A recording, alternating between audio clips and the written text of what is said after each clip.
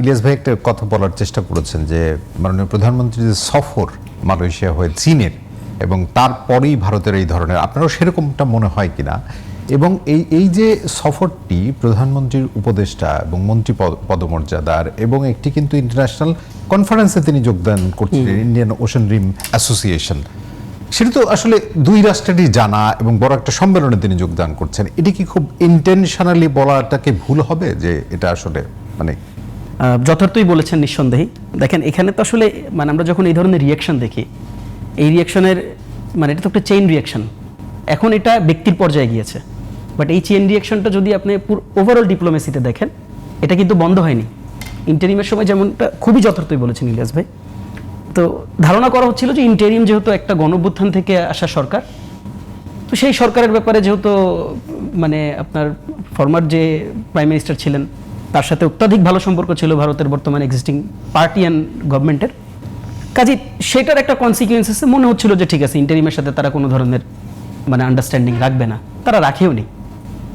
তবে এটা আমাদের সকলেরই একটা ধারণা ছিল যে হয়তো বিএনপি যখন সরকার গঠন করলো, এটা তো একটা রাজনৈতিক সরকার এবং গণতান্ত্রিক সরকার। আপনি দেখবেন যে বিগত 16-17 বছরের পর এরকম একটা ভোট, এই ভোটের মাধ্যমে নির্বাচিত একটা সরকার, সেখানে তারেক রহমান প্রধানমন্ত্রী, তো ধারণাই করছিলাম আমরা যে অ্যাটলিস্ট এই সম্পর্কটা ভালো। এবং এই গণতান্ত্রিক সরকারের প্রথম দিকের যে বার্তা তার মধ্যেও কিন্তু একদম বন্ধুত্বের জায়গাটাই ছিল, ইট ওয়াজ ভেরি ক্লিয়ার। না আমি খুব ক্লিয়ারলি আপনাকে বলি, বাংলাদেশের পক্ষ থেকে কিন্তু বৈরিতার কোনো মেসেজ কেউই দেয়নি। ইনফ্যাক্ট আপনি ওই সময় খেয়াল করবেন ইন্টারিমের সময় কিন্তু ইন্টারিম ক্লারিফিকেশন দিয়েছে, যতগুলো গুজব তারা রটিয়েছে প্রত্যেকটা গুজবের বিপরীতে কিন্তু তারা জবাব দিয়েছে। আর এবার তারেক রহমান আসার পর কিন্তু খুবই ফেয়ার তিনি তার জায়গা কিন্তু তিনি বেছে নিয়েছেন। এখন দেখেন এত বড় একটা রাষ্ট্র, আমরা তাদের সাথে হাইয়েস্ট বর্ডার শেয়ার করি, আমাদের সাথে তাদের অলমোস্ট 12 থেকে 13 বিলিয়ন ডলারের বিজনেস আছে, এবং সেটা 22-23 অর্থ বছরে এটা 15 বিলিয়ন ডলারের বিজনেস আমরা তাদের সাথে করি। এক্স্যাক্টলি। তো এখন এইরকম মানে আপনার যে নেভার আপনি তাকে বদলাই ফেলতে পারবেন না, আপনি বলতে পারবেন না যে তুমি আমার আরেক জায়গায় চলে যাও, সেও আমাকে বলতে তুমি আরেক জায়গায় চলে যাও, ক্লোজ করে দেওয়ার তো সুযোগ নেই। তো তারেক রহমানের গভর্নমেন্ট বা তার আগের গভর্নমেন্ট গণঅভ্যুত্থান থেকে মানে ইন্টারিম গভর্নমেন্ট যারা ফর্ম করেছিল, আমরা বারবার একটা ব্যাপার বলেছি, দেখেন আপনাদের সাথে আমাদের সম্পর্কের একটা মাত্র বেসিস, সেই বেসিসটা হচ্ছে ন্যায্যতা, একটা মাত্র বেসিস, সেই বেসিসটা হচ্ছে সমতা। আপনি আমাকে চোখ রাঙানি দিবেন না, আমি আপনাকে চোখ রাঙানি দিব না, আপনার সাথে আমার ব্যবসা বাণিজ্য চলবে, আপনার সাথে আমি বর্ডার শেয়ারিং কান্ট্রি হিসেবে সকল ধরনের মানে আন্তরিকতা ভালোবাসা আপনাদের প্রতি আমাদের থাকবে। কিন্তু আপনি গ্র্যাজুয়ালি যে রিয়াকশনটা দেখাচ্ছেন, দেখেন ওই সময়ে বিগত 16 বছরে আপনি কিন্তু শুধু আইন সালিশ কেন্দ্রের তথ্য ছিল 770-80 জন হচ্ছে বর্ডার কিলিং হয়েছে ওই সময়। এরপর কিন্তু ইন্টারিমের সময় আমরা যদি দেখি তারেক রহমান গভর্নমেন্ট ফর্ম করার পর, বিএনপি গভর্নমেন্ট ফর্ম করার পর আমরা যদি দেখি ব্যাক টু ব্যাক চলছে। আপনি যদি পুশিনের সমস্যাটার দিকে তাকান, এটা এখন এমন ভয়ঙ্কর রূপ ধারণ করেছে, আপনি খেয়াল করবেন এখানে স্বরাষ্ট্রমন্ত্রী কিন্তু তৎকালীন সময় মানে যখন এই পুশিনের ঘটনাটা আসে, স্বরাষ্ট্রমন্ত্রী কিন্তু একটা কমেন্ট করেছেন, যে কমেন্টটা যথার্থ কমেন্ট। ডিপ্লোমেসি, যদি আপনি ডিপ্লোমেসি ভাষা বোঝেন বা ভাষা দেখেন, তো তিনি সরাসরি বলেছিলেন যে দেখেন পুশিনের সমস্যা বা তাদের যে ল্যান্ড অ্যালোকেশন চলতেছে, আপনি জানেন তাদের অলরেডি ল্যান্ড অনেকটা হস্তান্তর হয়েছে, এবং এই ল্যান্ড অ্যালোকেশনের ব্যাপারে যখন তাকে জানতে চাওয়া হয়েছিল, তাকে বলেছিল যে তিনি তো রাজ্য সরকারের সাথে কথা বলবেন না, বাংলাদেশের একজন হোম মিনিস্টার তো রাজ্য সরকারের সাথে ইন্টারঅ্যাক্ট করবেন না, তিনি ইন্টারঅ্যাক্ট করবেন তাদের কেন্দ্রীয় গভর্নমেন্টের সঙ্গে। তাহলে কেন্দ্রীয় সরকারের পক্ষ থেকে তাকে কোনো ধরনের কমিউনিকেশন করা হয়নি, এটা আরেকটা দৃশ্যতা। আমরা বর্ডার শেয়ার করছি, আপনি বর্ডারে, এটা একটা নর্ম, কিন্তু মানে আমি ধরেন অপ্রত্যাশিত কিছু চাচ্ছি না, কিন্তু আমি বলছি না যে ভাই আমার আইসা তুমি তেল মারো, আপনি বেসিকটা তো করবেন। আপনি এরকম ল্যান্ড অ্যালোকেট করতেছেন, সেখানে বেড়া দিচ্ছেন, দ্যাটস অল রাইট, আপনি আপনার ল্যান্ডে বেড়া দিবেন না, কি করবেন, none of my concern. But thing is, norm হচ্ছে আপনি সেখানে অফিসিয়ালি কমিউনিকেট করবেন, এবং সেটা সেন্ট্রাল গভর্নমেন্ট থেকে করতে হবে। আপনি আপনার প্রাদেশিক সরকারকে দিয়ে সেটা করতে পারবেন না, সেটাও আপনি করলেন না। এবং আপনি ইদানিং যে ঘটনাগুলো ঘটতেছে, এই ঘটনাগুলোর ডটগুলোকে যদি আমরা কানেক্ট করি, যথার্থ চায়না সফর তো খুবই স্বাভাবিকভাবে তাদের জন্য একটা পীড়ার কারণ হবে, কিন্তু দেখেন তারেক রহমান কি এই মেসেজ দেওয়ার জন্য তার সাথে চায়না সফর করছেন যে না আমি ভারতকে করতে চাই, বুঝাইতে চাই যে আমি মানে চায়নার সাথে ভালো সম্পর্ক? নট। চায়নার সাথে যেরকম আমাদের ব্যবসা আছে, ভারতের সাথেও তো আমাদের ব্যবসা আছে।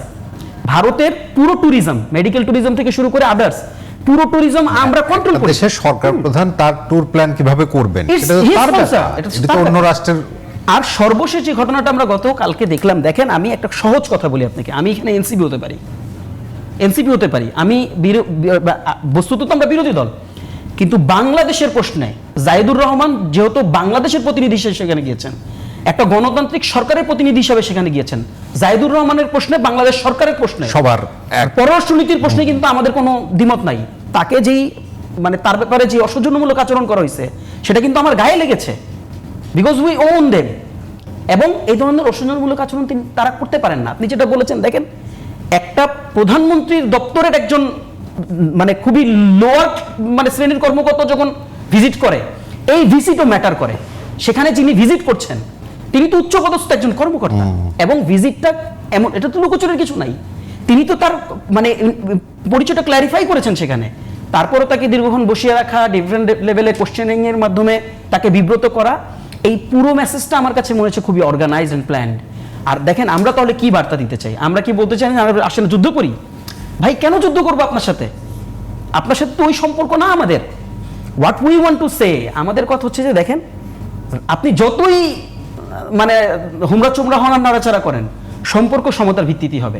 জাহিদুর রহমান যে কাজটা করেছেন, ডক্টর জায়েদ ভাইয়ের প্রতি আমরা একেবারে সর্বোচ্চ শ্রদ্ধা দিয়ে আমরা বলি হি ডিড ভেরি রাইট।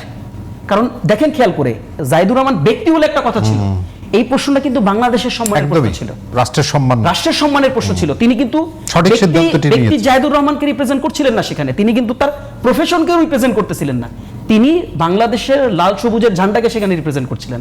এবং এই ঝান্ডাকে যখন অপমানিত তিনি হতে দেখেছেন, ব্যক্তি তো আর অপমানিত হয় না যখন সে দেশকে রিপ্রেজেন্ট করে, বা অসৌজন্যমূলক আচরণ, he did very right and he made the very right decision. তিনি বাংলাদেশে ব্যাক করে এসেছেন, এবং আজকে সরকার যে কাজটা করেছে, এই কাজটার জন্য সরকারকে ধন্যবাদ জানাই। আমরা এইসব জায়গায় সংকীর্ণ হতে চাই না। সরকার ইমিডিয়েটলি বোধহয় আজকে ভারপ্রাপ্ত হাইকমিশনকে তলব করে তাকে তার কাছে জানতে চেয়েছে। কাজেই দেখেন, আমরা আমাদের ডিপ্লোম্যাটিক নর্ম থেকে সরবো না, আমরা আমাদের সৌজন্যতা দেখাবো, আমরা আমাদের পক্ষ থেকে যে ভালো মেসেজগুলো দেওয়া দরকার আমরা সেটা দিব, এবং আমরা এটাই প্রত্যাশা করব যে তাদের মানে এই ভাই অলরেডি একটা শব্দ উচ্চারণ করেছেন যে একটা সাম্প্রদায়িক সরকার ইতিমধ্যে সেখানে আছেন, এবং আপনি দেখবেন যে শুধু কিন্তু মানে একটা খুব রং পারসেপশন আছে সেখানে, শুধু মুসলমানরা নির্যাতিত হচ্ছে তা কিন্তু না, তা কিন্তু না। আপনি দেখবেন যে তৃণমূল কংগ্রেসের এবং মানে যে তার মতের বিরুদ্ধে যারা, তাদের বিরুদ্ধে প্রত্যেককেই তারা একেবারে নাস্তানাবুদ করেছে, নাস্তানাবুদ। কোনো ধরনের ডেমোক্রেটিক কোনো সিচুয়েশন সেখানে নাই, এবং কমপ্লিট একটা আনডেমোক্রেটিক একটা প্রক্রিয়ার মধ্যে দিয়ে তারা যাচ্ছে। কাজে দেখেন, মেসেজ ইজ ভেরি ক্লিয়ার। আপনারা আমাদের ডেমোক্রেসি নিয়ে কনসার্ন থাকেন না? কিছুদিন আগে তো আপনারা কনসার্নে, আপনাদের ঘুম হচ্ছিল না আমাদের ডেমোক্রেসি নিয়ে। নিজের দেশটার দিকে একটু তাকান, নিজের বর্ডারের দিকে একটু তাকান, এবং সবচেয়ে কালচারাল হাব যেটাকে ধরা হয় পশ্চিমবাংলা, কালচারাল হাব ধরা হয় সেটাকে, এরকম একটা কালচারাল সেন্টার পয়েন্টে আপনারা সেখানে পরমত সহিষ্ণুতা নাই, এবং আপনারা ভিন্ন মত দমনের জন্য যে ধরনের প্রক্রিয়া বাছাই করছেন সেটারও কারেকশন দরকার। তো যাক, সেটা তার অভ্যন্তরীণ রাজনীতির বিষয়। আমাদের প্রসঙ্গ একটাই, আমাদের সম্পর্ক হবে সমতা, আমাদের সম্পর্ক হবে ন্যায্যতার ভিত্তিতে। কোনো ধরনের চোখ রাঙানিতে সরকারকে আমরা অনুরোধ করবো, আপনারাও আপনাদের শিরদাঁড়া শক্ত রাখেন এবং আপনারা স্ট্যান্ড বাই থাকেন, কোনো সমস্যা নেই। বাংলাদেশের মানুষ আপনাদের দেশে সবসময় আছে, সেখানে এনসিপি বা আদার জামাত না আদার কোনো পলিটিক্যাল পার্টি কোনো কিছু ম্যাটার করবে না। এই প্রশ্নে আমরা তারেক রহমানের পেছনে দাঁড়াবো ইনশাল্লাহ, সমস্যা নেই।